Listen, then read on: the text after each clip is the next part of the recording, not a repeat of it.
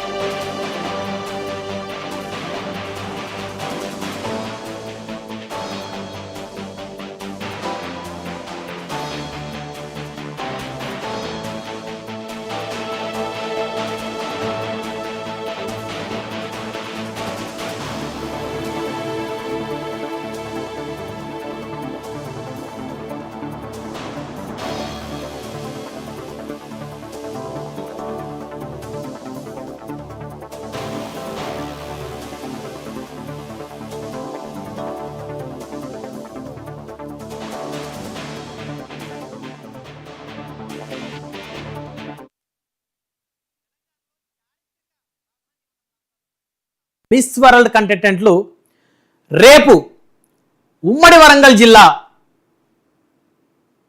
వెళ్తున్నారు. వాళ్ళ పర్యటనకు తెలంగాణ టూరిజం శాఖ అన్ని ఏర్పాట్లు పూర్తి చేసింది. కాకతీయుల కట్టడాలు, శిల్పకళా సంపద, పేరు మోసిన రామప్ప ఆలయం లాంటివి వాళ్ళ పర్యటనలో ఉన్నాయి. ఈ సందర్భంగా పర్యాటక శాఖ చేస్తున్న ఏర్పాట్ల గురించి మా వరంగల్ ప్రతినిధి శ్రీధర్ అందించే రిపోర్ట్ చూద్దాం. ఏదైతే సుందరీమణుల పోటీలకు సంబంధించినటువంటి అంశం అయితే జోరుగా ఊపందుకుంది. ప్రస్తుతం అయితే తెలంగాణ రాష్ట్ర వ్యాప్తంగా కూడా ప్రపంచవ్యాప్తంగా సుందరీమణులు అడుగుపెడుతున్నటువంటి సందర్భంలో ముఖ్యంగా వరంగల్ ఉమ్మడి జిల్లాలో ముఖ్యంగా కాకతీయుల చరిత్ర ఈ కీర్తిని తెలుసుకునేందుకైతే వరంగల్కు రాబోతున్నారు. ఈ నేపథ్యంలో రేపు 14వ తారీఖు ఏదైతే సుందరీమణులు అంటే ప్రపంచవ్యాప్తంగా అందాల పోటీలో పాల్గొంటున్నటువంటి సుందరీమణులు రేపు వరంగల్ కాకతీయ సామ్రాజ్యంలో అడుగు పెట్టబోతున్నారు. ఈ నేపథ్యంలో ఇక్కడ పరిస్థితులు ఎలా ఉన్నాయో తెలుసుకునే ప్రయత్నం ముఖ్యంగా హరిత కాకతీయ శాఖకు సంబంధించినటువంటి నాథన్ ఆఫీసర్ గారు మనతో ఉన్నారు. అని అడిగి తెలుసుకునే ప్రయత్నం చేద్దాం. సార్ చెప్పండి, రేపు ఇక్కడ జరుగుతున్నటువంటి పర్యటన ముఖ్యంగా సుందరీమణులు ప్రపంచ దేశాల నుంచి వస్తున్నటువంటి సుందరీమణుల కోసం మీరు ఆతిథ్యం ఇస్తున్నారు. వరంగల్ తరపు నుంచి తెలంగాణ టూరిజం నుంచి మీకు ఈ ఆహ్వానం జరుగుతుంది. వాళ్ళకి ఏ విధంగా స్వాగతం పడుతుంది, ఎంతమంది వస్తున్నారు అసలు? సో మనకి మిస్ వరల్డ్ కాంపిటీషన్లో భాగంగా హైదరాబాద్లో జరుగుతూ ఉన్నాయి పోటీలు. సో మన తెలంగాణ రాష్ట్ర వ్యాప్తంగా ఉన్న టూరిజము కట్టడాలు ఏవైతే ఉన్నాయో, టూరిజం ప్రామినెంట్ ప్లేసెస్, సో దాన్ని వాళ్ళకి మనం అంటే మన కల్చర్ అంటే మన సంస్కృతి సాంప్రదాయాలు చూపించే విధంగా మన రాష్ట్ర ప్రభుత్వము ప్రోగ్రాం రూపొందించింది. దానిలో భాగంగా రేపు మనకి 22 మంది కంటెస్టెంట్స్ ఇక్కడ వరంగల్ హెరిటేజ్ టూర్ అని చెప్పేసి అని రావడం జరుగుతూ ఉంది. సో దానిలో భాగంగా వాళ్ళు అక్కడ మనకి 1 గంటకి ఓల్వో ఏసీ బస్సులో బయలుదేరి మనకి ఇక్కడ వరంగల్కి 4:30కి రీచ్ అవుతారు హరిత హోటల్కి. సో ఇక్కడ వాళ్ళకి సాంప్రదాయ రీతిలో స్వాగతం చెప్పిన తర్వాత ఫ్రెష్ అప్ అయ్యి ఇక్కడ నుంచి మళ్ళీ మనం 1000 స్తంభాల గుడి అక్కడ దర్శనము ప్లస్ గైడెడ్ టూర్ ఉంటుంది. సో అంటే శిల్పకళా వైభవాన్ని మనం వాళ్ళకి తెలియజేయడము, సో కాకతీయ రాజుల యొక్క గొప్పతనాన్ని వాళ్ళ యొక్క శిల్పకళనంతా కూడా వివరించి అక్కడి నుంచి మనము ఫోర్ట్ కిలా వరంగల్కి తీసుకెళ్ళడం జరుగుతుంది.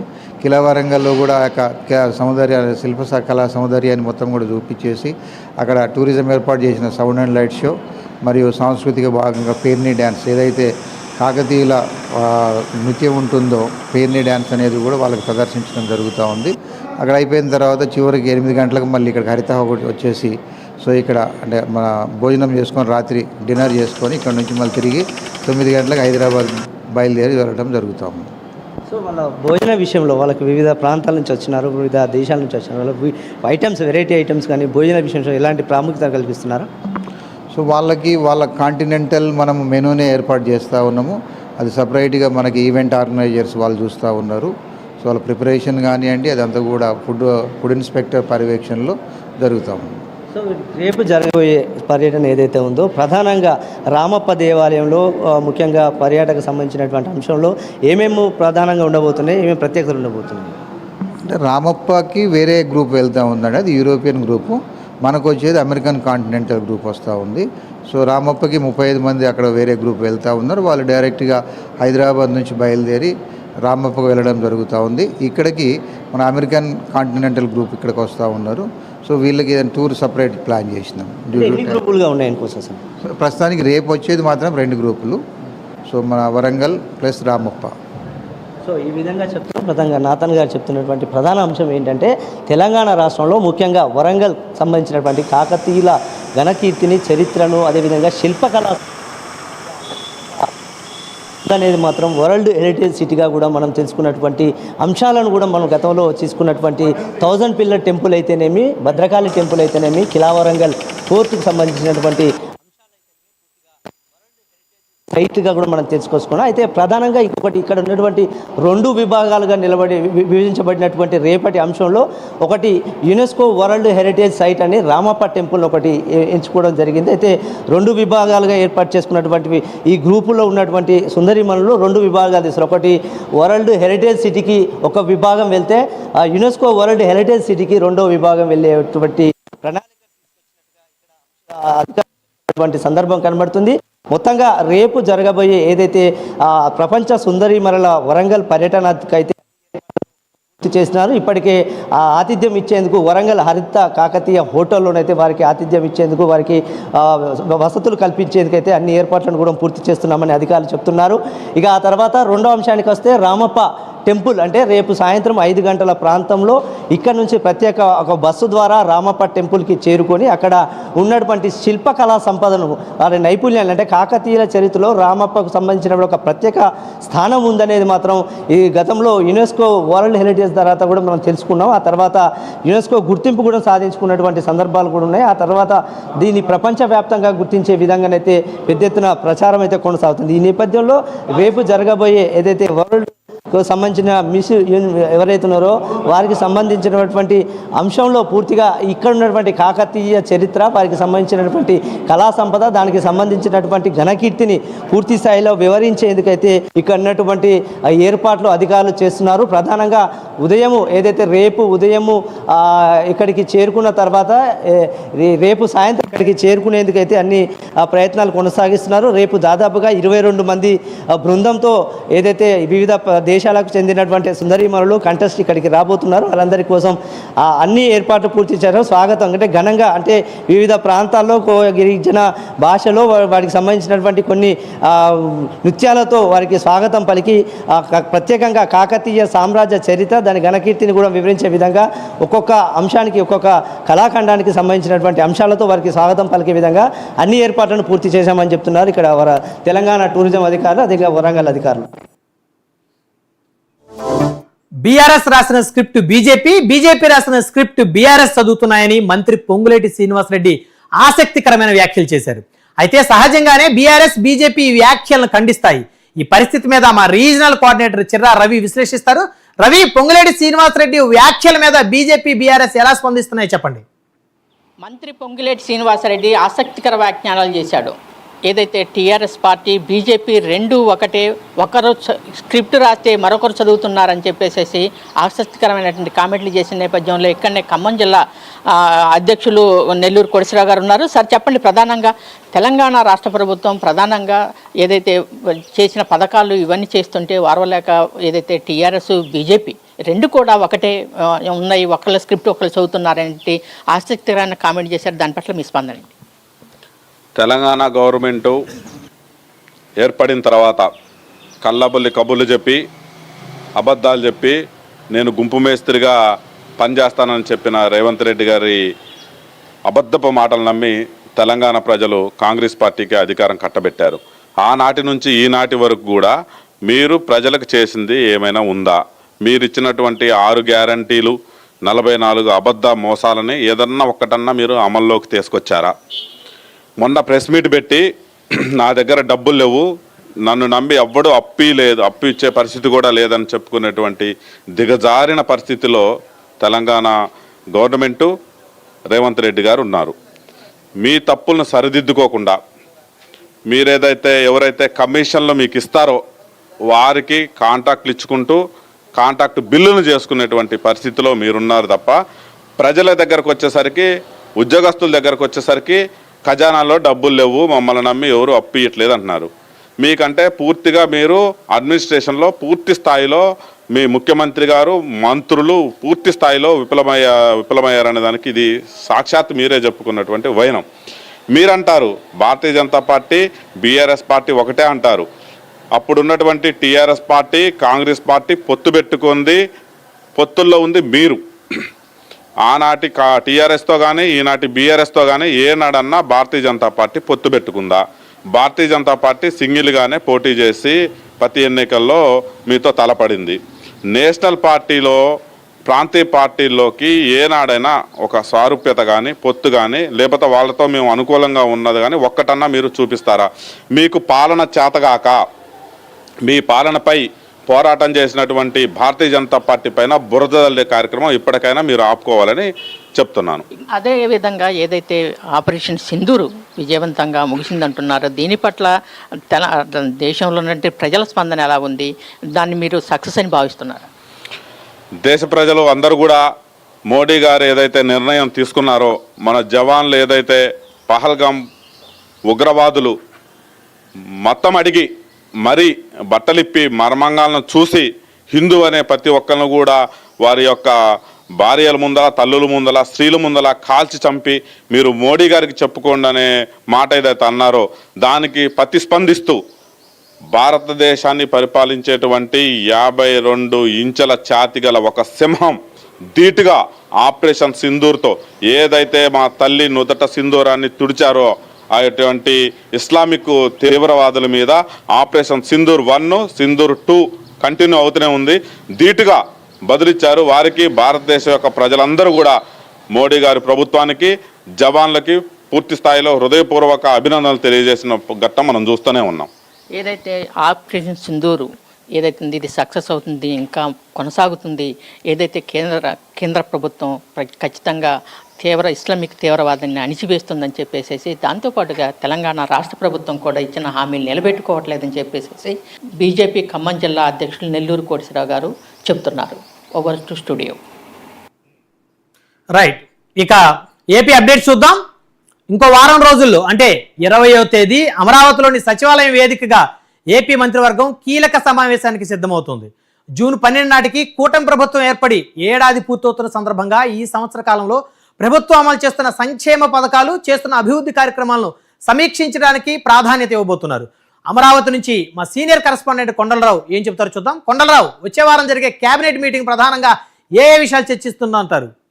ఆంధ్రప్రదేశ్ కేబినెట్ ప్రత్యేకంగా భేటీ అవనుంది. ఈ భేటీ ముఖ్యమంత్రి చంద్రబాబు నాయుడు ఆధ్వర్యంలో మంత్రులందరూ కూడా ఈ కేబినెట్ సంబంధించి కూడా పాల్గొంటారు. ఈ కేబినెట్కి సంబంధించి ఈ నెల 16 లోపు కూడా దీనికి సంబంధించి అధికారులందరూ కూడా దీనికి సంబంధించి రివ్యూ చేసి నివేదిక ఇవ్వాలని కూడా ముఖ్యమంత్రి చంద్రబాబు నాయుడు ఆఫీసు నుంచి ఆదేశాలు అందిన నేపథ్యంలో ముఖ్యంగా ఏదైతే రాజధాని ప్రాంతానికి సంబంధించి రాజధాని పనులు పురోగతికి సంబంధించి ముఖ్యంగా ఈ రాజధాని పనులు ఏకవంతం దాని మీద కూడా చర్చించేందుకు కూడా కేబినెట్లో చర్చించనున్నారు. దీంతోపాటు గత కేబినెట్లో జరిగిన 31 అంశాల మీద కూడా కేబినెట్ సమావేశంలో కూడా చర్చించనున్న నేపథ్యం అయితే ఉంది. మరోపక్క ఏదైతే ఉద్యోగాల బదిలీలకు సంబంధించి కూడా కేబినెట్ గ్రీన్ సిగ్నల్ ఇచ్చే నేపథ్యంలో దాని గురించి కూడా కేబినెట్లో చర్చించనున్న ఏదైతే ఉంది. మరోపక్క ఏదైతే దీనికి సంబంధించి అన్నదాత సుఖీభావ్ కావచ్చు,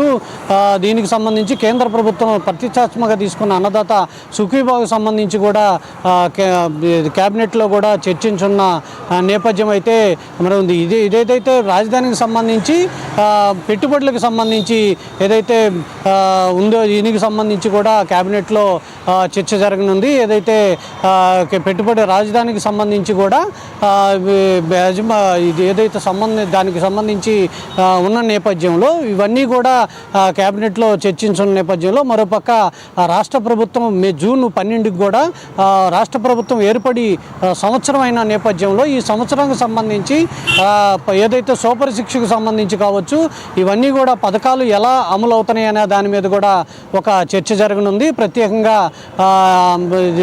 సూపర్ సిక్స్ పథకం రాష్ట్ర ప్రభుత్వం ఏర్పడిన తర్వాత సూపర్ సిక్స్ అమలుకు సంబంధించి కూడా ఇప్పటికే కొన్ని పథకాలు అమలు చేస్తున్న నేపథ్యంలో ఇక అమలు కాని పథకాలు ఏమైనా ఉంటే వాటి మీద కూడా చర్చ జరిగి వీటి మీద కూడా పూర్తి నివేదిక కూడా ఇచ్చి ప్రజలకి ఎలాంటి మేలు చేయాలి అనే దాని మీద కూడా కేబినెట్లో చర్చించనున్నది. ఇప్పటికీ ప్రజలకి ప్రభుత్వం వచ్చి సంవత్సరం పూర్తయిన సందర్భంలో ఎలాంటి ప్రజలకి మేలు జరిగిందనే దాని మీద కూడా కేబినెట్ చర్చించిన నేపథ్యంలో మరోపక్క రాష్ట్ర ముఖ్యమంత్రి ఆధ్వర్యంలో కావచ్చు మంత్రులందరూ కూడా ప్రతి నియోజకవర్గంలో పర్యటిస్తూ ప్రజలకు అందుబాటులో ఉంటూ కూడా ప్రజలకి ఈ సూపర్ సిక్స్ పథకాలు ఎలా అమలు అవుతున్నాయి అంటే పెన్షన్ కావచ్చు, గ్యాస్ సబ్సిడీ కావచ్చు, వీటన్నిటి మీద కూడా ఎలాంటి నివేదిక ప్రజల నుంచి తీసుకుని ఫీడ్బ్యాక్ తీసుకొని మంత్రివర్గం సమావేశంలో కూడా ముఖ్యమంత్రికి నివేదిక ఇవ్వనున్నారు. మరోపక్క ఎమ్మెల్యేలు కావచ్చు, మంత్రులు కావచ్చు అందరూ కూడా ప్రతి నియోజకవర్గ ఎమ్మెల్యేలు అందుబాటులో ప్రజలకు ఉండాలి, ప్రజలకు మేలు చేసే విధంగా కూడా రాష్ట్ర ప్రభుత్వం ముందుకెళ్లాలంటూ కూడా ముఖ్యమంత్రి చంద్రబాబు నాయుడు చెప్పిన నేపథ్యంలో వీటన్నిటి మీద కూడా ఈ నెల 20న కేబినెట్ సమావేశం జరగనుంది. ఈ కేబినెట్ సమావేశంలో ముఖ్యంగా రాజధానికి సంబంధించి పనులు ఏకవంతం కావచ్చు, రాజధానికి పెట్టుబడి పెట్టే వ్యాపారస్తులు ఎవరైతే ఉన్నారో పారిశ్రామికవేత్తలు వీళ్ళందరినీ కూడా ఎలా తీసుకురావాలి అనే దాని మీద కావచ్చు, ఈ రాష్ట్ర ప్రజలకు సంబంధించి మేలు ఎలా చేయాలి, రాష్ట్ర ప్రజలు ఎలాంటి మేలు చేస్తే ప్రజలు ఇబ్బంది పడకుండా ఉంటారు అనే దాని మీద కూడా ముఖ్యమంత్రి చంద్రబాబు నాయుడు చర్చించనున్న నేపథ్యంలో ఈ నెల 20వ తారీఖు జరిగే ఈ కేబినెట్ మీటింగ్ కూడా మళ్ళీ మంచి ప్రజలకు అందుబాటులో ఉండే విధంగా కూడా ఎమ్మెల్యేలు మంత్రులు ఉండేటట్టు నివేదిక అయితే చేయనున్న నేపథ్యం అయితే కనపడుతుంది. కెమెరా పర్సన్ పవన్తో కొండలరావు, అమరావతి నుంచి. వైఎస్ఆర్ కుటుంబానికి కడప జిల్లా కంచుకోట లాంటిది. అలాంటి కంచుకోటలో మహానాడు జరపడానికి టీడీపీ అధిష్టానం నిర్ణయించింది. కడప జిల్లా చింతకొమద్దిన మండలం పబ్బాపురంలో 140 ఎకరాల విస్తీర్ణంలో మహానాడు జరపడానికి టీడీపీ అధిష్టానం నిర్ణయించింది. మరింత సమాచారాన్ని మా కడప ప్రతినిధి రాజు అందిస్తారు. ఆవిర్భావం తర్వాత మహానాడును కడప జిల్లాలో నిర్వహించాలని పార్టీ అధిష్టానం ఆదేశించడం జరిగింది. అందులో భాగంగానే మహానాడు మొదటగా కడప నియోజకవర్గంలో జరుగుతుందనుకున్నారు. స్థల పరిశీలన సరిగ్గా లేకపోవడం, మరి సౌకర్యాలు లేకపోవడం కూడా మరి కడప నియోజకవర్గం నుంచి కమలాపురి నియోజకవర్గంలో ఉన్నటువంటి చింతకొమద్దిన మండలం పబ్బాపురం గ్రామంలో ఈ యొక్క మహానాడు నిర్వహించాలని కూడా పార్టీ అధిష్టానం నిర్ణయించడం జరిగింది. అయితే ఈ యొక్క మహానాడు ఈ నెల 27, 28, 29 తేదీల్లో ఒక పండగలాగా వాతావరణమును ఈ యొక్క మహానాడు నిర్వహించాలని చెప్పి కూడా మరి రాష్ట్ర ప్రజలు అటు తెలంగాణ కావచ్చు, ఇటు ఏపీ కావచ్చు, మరి ఇతర దేశాల నుంచి కూడా వచ్చేటువంటి అవకాశం ఉన్నటువంటి నేపథ్యంలో ఈ యొక్క మహానాడుకు వస్తున్నటువంటి వారికి అందరికీ మరి ఎలాంటి ఇబ్బందులు కలగకుండా అన్ని విధాలుగా మరి సౌకర్యాలు కల్పించాలని కూడా మరి అధిష్టానం ఒక నిర్ణయానికి అయితే వచ్చింది జరిగింది. అయితే కడప జిల్లాలో జిల్లా అధ్యక్షుడు మరి అందరినీ కలుపుకొని పోలేదు అనేటువంటి ఒక విమర్శలు వచ్చినటువంటి నేపథ్యంలో మరి తిరిగి జిల్లాధ్యక్షుడు వాసు మరి అందరినీ కలుపుకొని మాట్లాడడం కూడా జరిగి మరి చింతకొమద్దిని మండలం జరుగుతున్నటువంటి ఈ యొక్క మహానాడును కూడా మరి పుత్త చైతన్యరెడ్డి కూడా తన నియోజకవర్గంలో మొట్టమొదటిసారిగా ఈ మహానాడు జరుగుతుండడంతో ఎప్పటికప్పుడు తన యొక్క పనులన్నీ కూడా పరిశీలించడం జరుగుతుంది. మరి ఎక్కడ పార్కింగ్ ప్లేస్ ఏమనేది కూడా మరి ఎప్పుడు చైతన్యరెడ్డి కూడా చూస్తుండటం జరుగుతూ ఉంది. అయితే మరి జిల్లాలో ఉన్నటువంటి ఎమ్మెల్యేలు కొంతమంది నాయకులు కూడా ఒక యొక్క మహానాడుకు సంబంధించి ప్రాంతాన్ని ఇంతవరకు కూడా సందర్శించడం జరగలేదు. అదేవిధంగా జిల్లా ఇన్ఛార్జి మినిస్టర్గా ఉన్నటువంటి సవిత కూడా ఇంతవరకు ఈ మహానాడుకు సంబంధించి ఏర్పాట్లకు సంబంధించి ఎలా సక్సెస్ చేయాలా, ఈ యొక్క మహానాడును ఏ విధంగా మనం రాష్ట్ర వ్యాప్తంగా మరి దేశవ్యాప్తంగా కూడా ఈ మహానాడు గురించి మరి ఈ యొక్క కడప జిల్లా జరుగుతున్నటువంటి ఈ మహానాడును ముఖ్యంగా వైఎస్ఆర్ కాంగ్రెస్ పార్టీకి, వైఎస్ కుటుంబానికి కడప జిల్లా కంచుకోట లాంటిది. ఈ యొక్క కంచుకోటలో మరి ఏ విధంగా జరిగించాలనేటువంటిది కూడా ఇంతవరకు కూడా ఒక కమిటీ కావచ్చు, లేకపోతే ఒక సమన్వయ మీటింగు, లేకపోతే నాయకులతో మరి ఎమ్మెల్యేలతో మంత్రులు మరి ఇంతవరకు చర్చించినటువంటి దాఖలాలు అయితే కనపడలేదు. అయితే ప్రధానంగా ఈ యొక్క కడప జిల్లాలో మహానాడు ఏ విధంగా జరుగుతుందనేది వంటిది రాష్ట్ర వ్యాప్తంగా అయితే ఒక ఉత్కంఠంగా అయితే ఉందని చెప్పవచ్చు. Over to studio. నెల్లూరు జిల్లా కావల్లో అమృత పథకం పైలాన్ ధ్వంసం కేసు హాట్ టాపిక్గా మారింది. టీడీపీ ప్రభుత్వ హయాంలో ఇక్కడ తాగునీటి కోసం ఏర్పాటు చేసిన పైలాన్ను వైసీపీ ప్రభుత్వ హయాంలో కూలగొట్టి శిథిలాలు కూడా కనపడకుండా చెరువులో కలిపేశారు. జర్నలిస్టులు సహా 12 మంది మీద కేసులు రిజిస్టర్ అయినట్టు తెలుస్తుంది. అధికార ప్రతిపక్షాల మధ్య యుద్ధానికి దారితీసిన ఈ పైలాన్ వ్యవహారం గురించి మా సీనియర్ కోఆర్డినేటర్ మురళీకృష్ణ ఏం చెబుతారో చూద్దాం. మురళీకృష్ణ, కావల్లో ఈ పైలాన్ రచ్చ సంగతి ఏంటి? అయితే కావలిలో పైలాన్ వ్యవహారం కాకరేపుతోంది. అధికార కూటమి ప్రభుత్వం, ఇటు ప్రతిపక్ష వైసీపీల మధ్య వారైతే కొనసాగుతుందని చెప్పుకోవచ్చు. అసలు ఈ పైలాన్ వ్యవహారానికి సంబంధించి ఒకసారి వివరాల్లోకి వెళ్తే 2018లో టీడీపీ అధికారంలో ఉండగా నెల్లూరు జిల్లాకి చెందినటువంటి సీనియర్ నాయకులు ఎవరైతే మాజీ ఉపరాష్ట్రపతి ముప్పవరపు వెంకయ్యనాయుడు కేంద్ర పట్టణాభివృద్ధి శాఖ మంత్రిగా కూడా కొనసాగారు. ఈ క్రమంలో కావలి పట్టణానికి తాగునీరు అందించే అందుకు కూడా పూర్తిగా అమృత్ పథకం కింద దాదాపు 57 కోట్ల రూపాయల నిధులతో ఒక నిధులను కూడా విడుదల చేశారు. ఈ క్రమంలో ఇక్కడ అప్పటి మంత్రి ప్రస్తుత రాష్ట్ర మంత్రి నారా లోకేష్ చేతుల మీదుగా శంకుస్థాపన కార్యక్రమం కూడా అట్టహాసంగా నిర్వహించినటువంటి పరిస్థితి కనిపించింది. అందుకు సంబంధించి దాదాపు 57 కోట్ల రూపాయల నిధులు కేటాయించగా వాటిలో దాదాపు 52 కోట్ల రూపాయల నిధులు కూడా విడుదలైనట్లుగా ఒక సమాచారం అయితే వస్తుంది.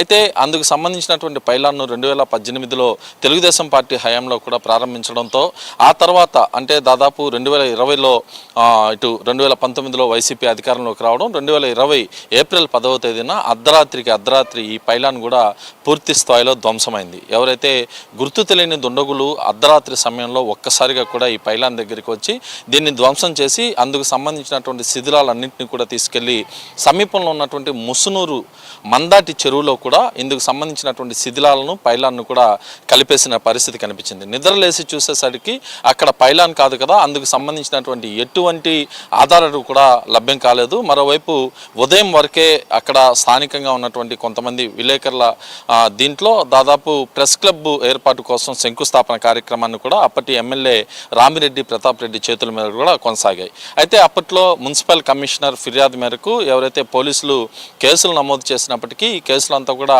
పక్కదారి పెట్టే ప్రస్తుతం 2024లో కుటుంబ ప్రభుత్వం అధికారంలోకి రావడంతో మరొకసారి ఈ కేసు కూడా బట్టబయలైంది. ఈ కేసులో ప్రస్తుతం పోలీసులు విచారణ చేపట్టారు. ఇందులో దాదాపు 12 మంది పైన కూడా కేసులు నమోదు చేస్తారు. ముఖ్యంగా ఎవరైతే కావలి మాజీ ఎమ్మెల్యే రామిరెడ్డి ప్రతాప్ రెడ్డిని A4 నిందితుడిగా కూడా చేర్చారు. ఇందులో కొంతమంది విలేకరులు ఉన్నారు, కొంతమంది వైఎస్ఆర్ కాంగ్రెస్ పార్టీకి సంబంధించినటువంటి నేతలు ఉన్నారు.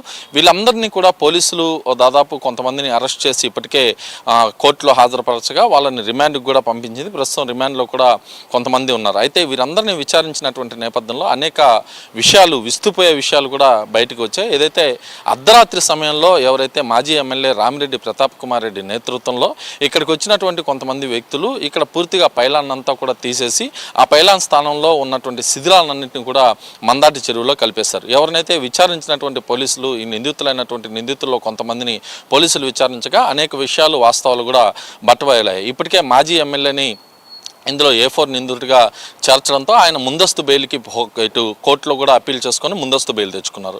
ఎవరైతే మిగిలినటువంటి వాళ్ళని అందరినీ కూడా పక్కన పెట్టేయడంతో వారంతా తీవ్ర ఆగ్రహం కూడా వ్యక్తం చేస్తున్నారు. మరోవైపు ఎవరైతే మాజీ ఇటు మన్నెమాల సుకుమార్ రెడ్డి, ఈయన వ్యవసాయ కమిటీ చైర్మన్గా కూడా పనిచేశారు, మాజీ AMC చైర్మన్గా కూడా, ఈయన పేరును కూడా ఈ కేసులో కూడా చేర్చినటువంటి పరిస్థితి ఉంది. అయితే ప్రస్తుతం వైఎస్ఆర్ కాంగ్రెస్ పార్టీలో గతంలో సస్పెండ్ అయినటువంటి మన్నెమాల సుకుమార్ రెడ్డి ప్రస్తుతం అయితే వైసీపీలోనే ఉన్నారు. ఏ పార్టీలో కూడా ఆయన చేరలేదు. ఇవాళ తాజాగా ఆయన ప్రెస్ మీట్ కూడా పెట్టి ఎవరైతే మాజీ ఎమ్మెల్యే కనుసన్నల్లోనే ప్రత్యక్షంగా ఆయన పాల్గొని ఈ పైలాన్ అంతా కూడా కూల్చివేశారు. అయితే తనని నమ్ముకొని కొంతమంది విలేకరులను కూడా కావాలని ఈ కేసులో ఇరికించారు.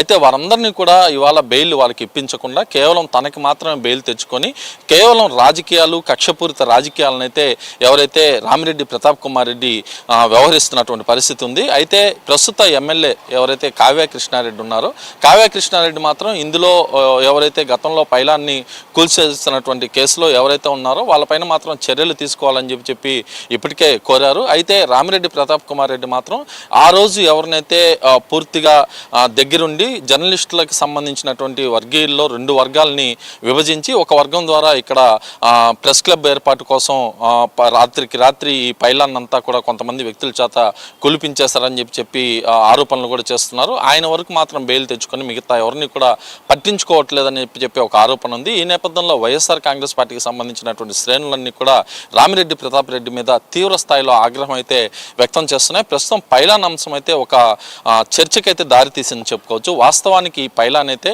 కావలి పట్టణానికి తాగునీరు అందించేందుకు ఏర్పాటు చేసినటువంటి అమృత్ పథకంలో భాగంగా అందుకు సంబంధించి గుర్తుగా ఈ పైలాన్ ఏర్పాటు చేశారు. అయితే ఈ 57 కోట్ల రూపాయల నిధులు కేటాయించినప్పటికీ వాటిలో 52 కోట్ల రూపాయల నిధులు అయితే శాంక్షన్ అయినట్లుగా తెలుస్తుంది. వీటిలో హాఫ్ అండ్ హాఫ్ అంటే కేంద్ర ప్రభుత్వం నుంచి సగం డబ్బులు, ఇటు రాష్ట్ర ప్రభుత్వం ముఖ్యంగా కావలి మున్సిపాలిటీ నుంచి మిగిలినటువంటి 28 కోట్ల రూపాయలు కూడా ఇక్కడ నుంచి శాంక్షన్ అయినటువంటి పరిస్థితి. అయితే ఆ నిధులు ఏమయ్యాయో ఇప్పటికీ కూడా ఎవరికి తెలియని ప్రశ్న. అంటే దాదాపు ఏదైతే 52 కోట్ల రూపాయల నిధులు విడుదలయ్యాయి, ఆ నిధులు ఎక్కడికి వెళ్ళాయి, ఎవరు తిన్నారు అనే విషయం మాత్రం ఎవరికి తెలియనటువంటి ప్రశ్న, $1 మిలియన్ ప్రశ్నగా అయితే మిగిలిపోయింది. ఈ అంశం పైన ఇప్పటికే విజిలెన్స్ ఎంక్వైరీ కోరుతూ ఎవరైతే ప్రస్తుత ఎమ్మెల్యే దగ్గుపాటి వెంకటకృష్ణారెడ్డి కూడా విజిలెన్స్ని ఆశ్రయించే పరిస్థితి ఉందని చెప్పి ఇటు విశ్వసనీయ వర్గాల మనకి సమాచారం అందుతుంది. ఒకవేళ విజిలెన్స్ ఎంక్వైరీ కానీ ఇది వెళ్తే 52 కోట్ల రూపాయల నిధులు ఏమయ్యాయి, ఈ పైలాన్ ధ్వంసం కేసులో ఎవరెవరు ఉన్నారు, ఇది అన్నింటిని కూడా వెనక్కి లాగుతామని చెప్పి మాత్రం కూటమి ప్రభుత్వం చెప్తోంది. అయితే ఇవన్నీ ఒక ఎత్తు అయితే, మరోవైపు వైసీపీకి సంబంధించినటువంటి నేతలు ఎమ్మెల్యే కృష్ణారెడ్డి పైన మరి ఇదంతా కక్షపూరిత రాజకీయ చెప్పి ఆరోపణలు చేశారు. మరోవైపు టీడీపీకి సంబంధించిన నేతలు కూడా ఇదే అంశంపైన మరొకసారి మీడియా ముందుకు వచ్చి గతంలో ఏమి జరిగిందనే దానిపైన కూడా స్పష్టమైన ఇటు ఆధారాలతో పాటు బయటపెట్టినటువంటి పరిస్థితి. ఏదేమైనప్పటికీ నెల్లూరు జిల్లా కావల్లో మాత్రం ఇటు పైలాన్ అంశం కాకరేపుతోంది. అధికార ప్రతిపక్షాల మధ్య చిచ్చు పెడుతోంది.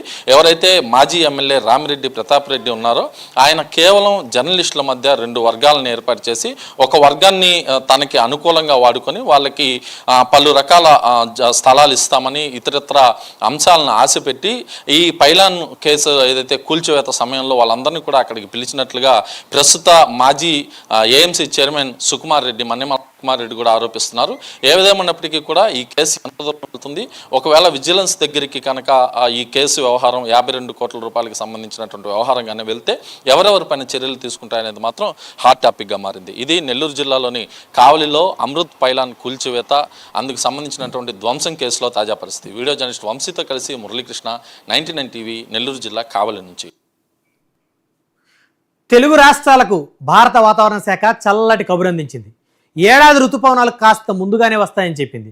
ఇంకోవైపు గతంతో పోలిస్తే ఏడాది వేసవి ఉష్ణోగ్రతలు మరింత పెరిగాయి. ఎండ వేడిమికి తోడ వడగాల్పులు, మరోవైపు అక్కడక్కడ ఉరుములతో కూడినటువంటి జల్లులు కూడా పడ్డాయి. ఇలాంటి భిన్న వాతావరణంతో ప్రజల్ని ఉక్కిరిబిక్కిరి చేసిన వాతావరణం ఇక ముందు ఎలా ఉండబోతుందో విశాఖ నుంచి మా రీజనల్ కోఆర్డినేటర్ కిరణ్ అడుగుదాం. కిరణ్, ఋతుపవనాల మీద వాతావరణ శాఖ అంచనాలు ఎలా ఉన్నాయి? తెలుగు రాష్ట్రాల్లో భిన్న వాతావరణ పరిస్థితి నెలకొంది. గత 4-5 రోజుల నుంచి కూడాను తెలుగు రాష్ట్రాల్లో వేసవి ఉష్ణోగ్రతలు మరింత పెరిగాయి. దాదాపు 45 నుంచి 45 డిగ్రీల అత్యధిక ఉష్ణోగ్రతలు నమోదవుతుంటే మరికొన్ని చోట్ల ముఖ్యంగా రాయలసీమ ప్రాంతాల్లో అక్కడక్కడ ఉరుములతో కూడిన జల్లులు పడుతున్న పరిస్థితి. తాజాగా మనం చూసుకున్నట్టయితే ఎండ వేడిమి తోడు ఉక్కపోతతో జనం అల్లాడుతున్న పరిస్థితి. పూర్తిగా ఈ వేసవి ఉష్ణోగ్రత నుంచి చేరుకోవాలంటే మరికొన్ని రోజులు ఆగక తప్పదని చెప్పి ఇప్పటికే వాతావరణ శాఖ అంచనా వేస్తుంది. ఏదైతే ఈ ఏడాది నైరుతి ఋతుపవనాలు ముందస్తుగానే రాష్ట్రంలోకి ప్రవేశిస్తాయని చెప్పి ఐఎండీ అంచనా వేస్తుంది. తాజాగా రేపు కేరళను మాన్సూన్ తాకే ఛాన్సెస్ ఎక్కువగా ఉంటాయని చెప్పి, ఒకవేళ ఈ పరిస్థితి లేకపోతే ఖచ్చితంగా ఈ నెల 20వ తేదీకి అంటే వారం రోజులు ముందుగానే సర్వసాధారణంగా మాన్సూన్ ఎప్పుడు కూడా ఈ నెల అంటే మే నెల 27వ తేదీన కేరళను తాకే అవకాశం ఉంటుంది.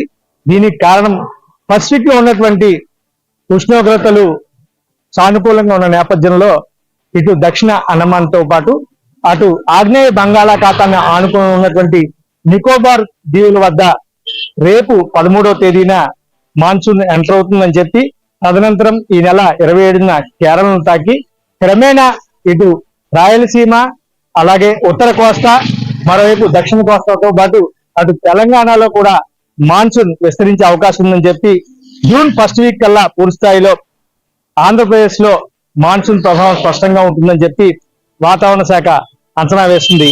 అయితే ప్రస్తుతం ఇటు ఏదైతే ఆంధ్రప్రదేశ్ సంబంధించి సుమారు 670 మండలాల్లో 113 మండలాల్లో విపరీతమైనటువంటి ఎండ వేడిమితో పాటు వడగాల్పులు కూడా ఎక్కువగా కనిపిస్తున్నాయి.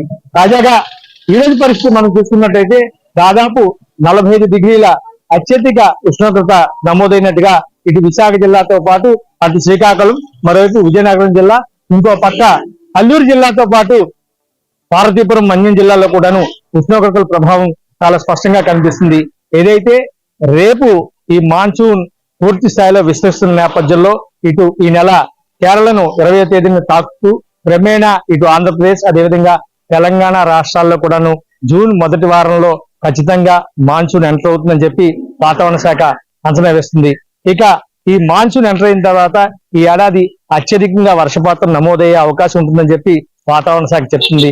అయితే ఎప్పుడూ కూడా ఒక్క 2015లో మినహా 2005 నుంచి ఇప్పటి వరకు అంటే 2024 గడిచిన ఏడాది వరకు ఐఎండి వాతావరణ శాఖ అంచనా వేసిన అంచనాలు ఎప్పుడూ కూడా ఈ మాన్సూన్ విషయంలో తప్పలేదనే చెప్పాలి. మొత్తం మీద ఈ ఏడాది ముందస్తుగానే ఋతుపవనాలు ఇటు కేరళను తాకి తదనంతరం తెలుగు రాష్ట్రాలకు ఎంటర్ అవుతున్న నేపథ్యంలో అన్నదాతలకు ఈసారి మంచి వర్షాలు ఇస్తాయని చెప్పి వాతావరణ శాఖ స్పష్టం చేస్తుంది. కెమెరామెన్ రాజు కిరణ్ కుమార్, 99 టీవీ, వైజాగ్. ఈరోజు 2 స్టేట్స్ రిపోర్ట్ విశేషాలు. రేపు మళ్ళీ తాజా సమాచారంతో కలుద్దాం. చూస్తూనే ఉండండి. Keep watching 99 TV.